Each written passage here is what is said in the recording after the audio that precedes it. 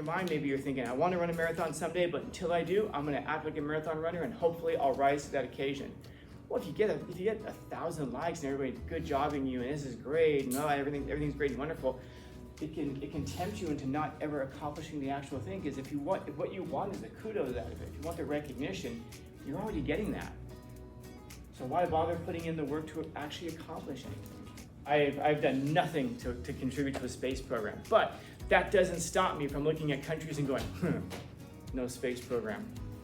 Anybody know how to build a rocket? Yeah, me neither. I can throw some Mentos in a Diet Coke bottle, and that's like the closest. I couldn't even tell you why that works, but that doesn't stop me from saying my country's the best. Why? Because we landed on the moon and we have a space program, and we invented the corn dog and the internet. It's the best. Kind of like why, if you. It's like, for example, well, some of you who are applying for universities, and we have dream schools. If I were to ask you, what's your dream school? And people just lose sleep over it, oh, I hope I get in. And if you think about it just on a superficial level, not a real level, but a superficial level, why that desire to get into a school? So you want to pay, tens and tens of thousands of dollars in tuition to a school, and what do you get in return for that? Well, I get an education. Yeah, but you get one wherever you go. In fact, you can get one with a library card, really. You can get one with a Wi-Fi connection and a device, really.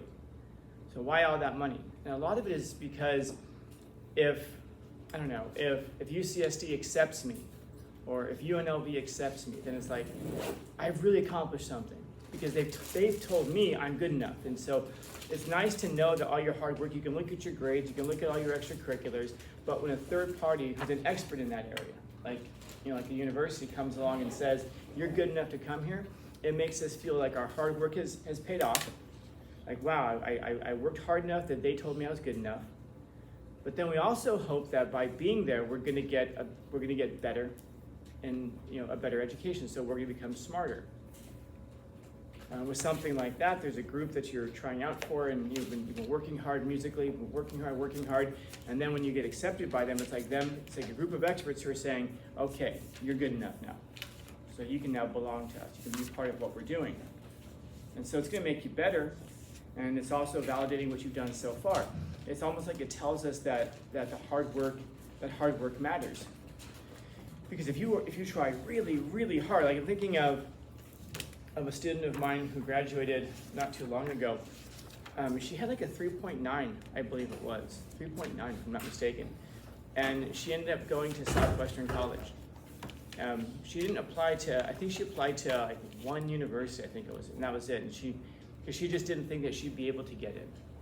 And I was thinking, I was talking to her, dude, 3.9, you can get into a lot of places with a GPA like that. But she just didn't think that it was possible.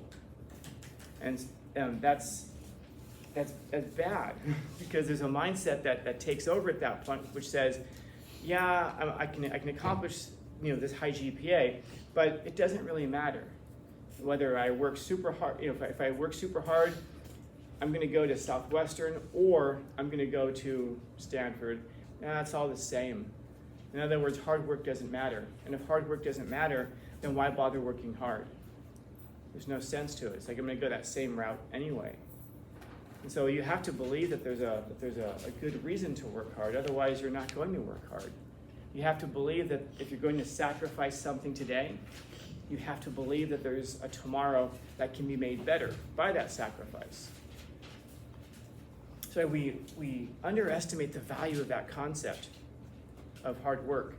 Of sacrifice. We undervalue the concept of sacrifice.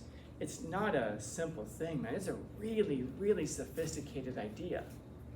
To believe in an abstract thing like tomorrow, to believe in the abstract thing like a hope that tomorrow can be better. So I've got this really good thing today. And if I give up this really good thing today, it could be an opportunity. It could be going to a party that's going to be fun. It could be a job. It could be, fill in the blank, whatever it is. I can take this really good thing that I have today, and if I give it up, that means that I have a better opportunity to have a really good day 5 years from now. 10 years from now, even a week from now. It's a really hard thing, and it's one of the things that makes us human, because only humans can do that. Does your cat, walk up to the bowl and look at it and say, I could eat this food right now, but you know what? I might be hungry later. Let me go ahead and put this away. Not really, man. Your cat might cover it with like a rug or something just because they don't want somebody else to take it. But it's not because they're thinking about a better tomorrow. And so the idea of sacrifice, it's such a human thing that it should strike us. I mean, it should really strike us like, holy crap, when I'm sacrificing something today for something better tomorrow, I'm practicing a thing that's super, super human, extremely human. I'm becoming a full human when I do that. When we just say, you know what, screw it, I'm gonna do this thing right now, that's for future me to worry about. You're not engaging in a human behavior, you're engaging in a behavior that your cat behaves in, that any animal can behave in. It lowers yourself. And that's the thing, like your cat's not gonna be around in 50 years. Well, my cat will be, because he's a good boy. I can't imagine him going away. But most cats are not going to be gone. Most cats are not going to be here 50 years from now. So they don't have to think. In fact, they can't even conceptualize of what 50 years even means. But we can. And so when we're engaging in that behavior, we're engaging in a thing that's satisfying. It's fulfilling. Because when we get to that point, it's like, this is good. I feel like I've really accomplished something. And so, going back to this thing that struck my mind about the difference between being recognized for accomplishments and actually accomplishing things. In other words, do you want people to just say good things about you that you know aren't true, but you still get the benefits of them? Or would you rather actually accomplish something? And it's a real question, by the way. It's a real question. Because I do hear this all the time, like, hey, you know what? Fake it till you make it. That's such bad advice, man. That's such bad advice, because if you're being recognized for accomplishing something great, well then it's almost like, why bother going and doing the actual great thing itself? You could I don't know, you could go pretend to run a marathon, go out there and then find out what the route is and then just like cheat and cut across it and then go running across the finish line.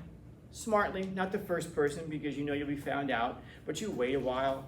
And then you get the medal at the end, and you take pictures you throw them up on Instagram, and everyone's like, oh my gosh, what a great thing you've accomplished. And you're like, in your mind maybe you're thinking, I want to run a marathon someday, but until I do, I'm going to act like a marathon runner, and hopefully I'll rise to that occasion.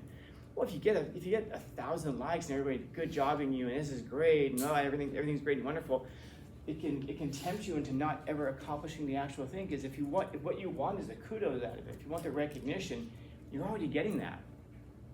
So why bother putting in the work to actually accomplish anything? And by the way, I asked that question rhetorically. Why bother? Well, there is a reason you should bother. Because who are you? You're getting all the accolades, you're getting all the recognition, getting all the praise from all these people. But you're not going to get it from the one person who really, really matters. The person who knows the truth. Yourself. The person who knows the truth. You're the one who has to lay there and go, I'm a fraud. And anybody who actually likes me as they perceive me is not liking the actual real me. They're liking, as we go back to this point I make about the avatar, they're liking this fake thing that I put forward. And so you'll find that people who don't accomplish great things, and it isn't a slight towards them. Most people will not accomplish great things. Most people will accomplish average things. That's exactly what the point of having an average is, to recognize that most people are average. And it bothers a lot of people because we don't like the idea of being average. We like the idea of being great. But if you want to be great, what do you have to do? You got to put in the work for 3 years. You got to work your ass off to become part of a group, and that isn't the finish line. Getting into that group is going to make you better. It's another stepping stone to getting to where you actually want to get to, which is accomplished. So I guess first your hard work can be recognized, but then you have to actually go forward and accomplish something with it in order to appreciate yourself. So Hoffer's getting at is he's saying the less that a person is justified in claiming their own greatness. In other words, if I really haven't done much in my life, if I haven't accomplished much, well, then I'm more likely to turn to my nation. You know, like, you know what? I haven't done anything in my life, but you know what? My country's the best. Why? Because it's my country. You know, and you see people, I have friends who I won't name countries, but I don't know if you'll hear me say this sometimes. I judge countries based on whether or not they have space programs. So sometimes, for example, we'll go to a jiu-jitsu tournament, and I got into an argument with a referee one time. He's a Brazilian guy. It's just what we do. We just argue and fight among each other. And as we're getting into this, guy's like yelling at me. We're yelling back and forth. And then at one point, my team is around me. I turn to one of my teammates and I go, "Brazil, man, no space program." And everyone's like, "Yeah, no space program." They have jiu-jitsu and they have acai. Anybody ever eat acai before? Acai bowls? Oh, if you haven't, you're missing out, man. It's good stuff. It's like a sorbet, but it's a particular type of a fruit. It's like a blueberry, and then it's like an ice cream it's like a blueberry type of ice cream, but it's a sorbet. They'll throw granola on it, honey, get some with peanut butter. It's good stuff, man. The Brazilians they're onto something with that. But no space program. You will not see a Brazilian spaceship anytime soon. And so I can say that. Why? Because my country has a space program. And how much have I contributed to that space program? Taxes. And by the way, not even that. I wasn't even alive when we started the space program. I didn't even participate in that. I've done nothing to contribute to the space program. But that doesn't stop me from looking at countries and going, no space program. Anybody know how to build a rocket? Yeah, me neither.